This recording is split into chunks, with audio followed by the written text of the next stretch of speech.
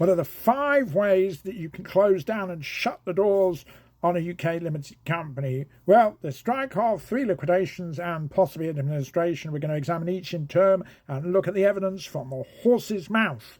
So by far the most popular is voluntary striking off the company under Section 1003 of the Companies Act 2006.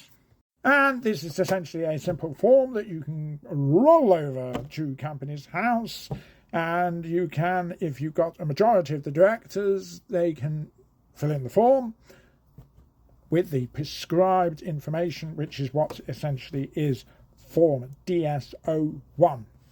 However, before you start sprinkling your ink all over that DS-01 form, there are restrictions. The primary restriction is 3 months that the company must not have been trading or changed its name.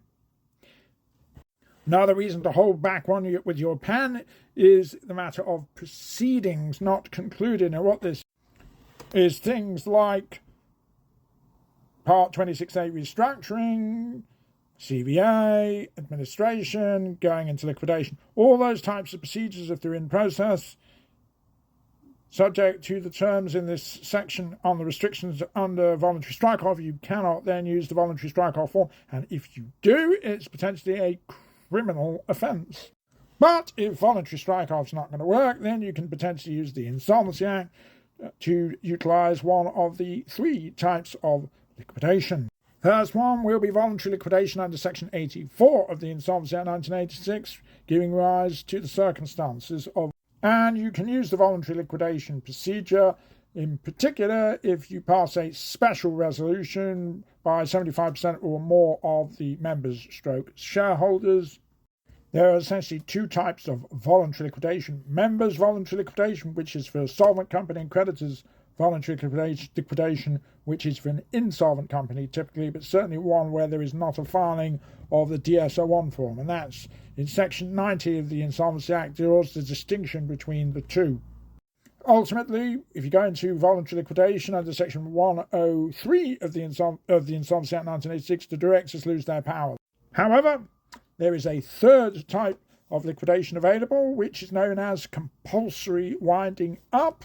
Under Section 122 of the Insolvency Act 1986, there are the circumstances in which a company can be wound up by the court. And there are 2 primary mechanisms here. One is if the company is unable to pay its debts when they fall due, and the other one, higher up, is if the company has passed a special resolution that it be wound up through the court system. One further option under the Insolvency Act 1986 is known as administration, not typically used for pure business closure because its purpose is, in terms of the functions and the statutory functions of administration, in terms of the objectives, which is the number 1 objective is rescuing the company as a going concern.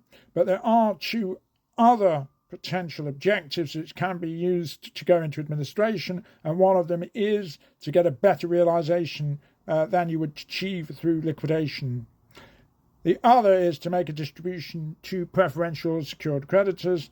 Now, ultimately, administration would very rarely be used as pure business closure mechanism because it really is a rescue option for essentially attempting to rescue the company as a going concern, but it's nevertheless available. And indeed, if it turns out that the administrator decides that there won't be a distribution to creditors, then you can in fact go straight from administration into dissolution. Now, finally, there is a further matter, which is company closure effectively using the dissolution process, but unethically and improperly, which is to be warned against in case people think that essentially you can sell the insolvent company, change the shareholders, change the directors, somebody else deals with all the issues, and then the company essentially gets closed down this way. But you can see above the consequence for an individual who received a 9-year ban from participating in what's known as an insolvency avoidance scheme.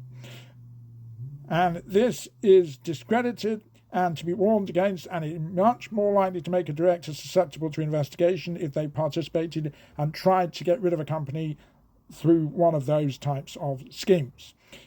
Questions, queries, concerns, give us a shout. We know insolvency inside out.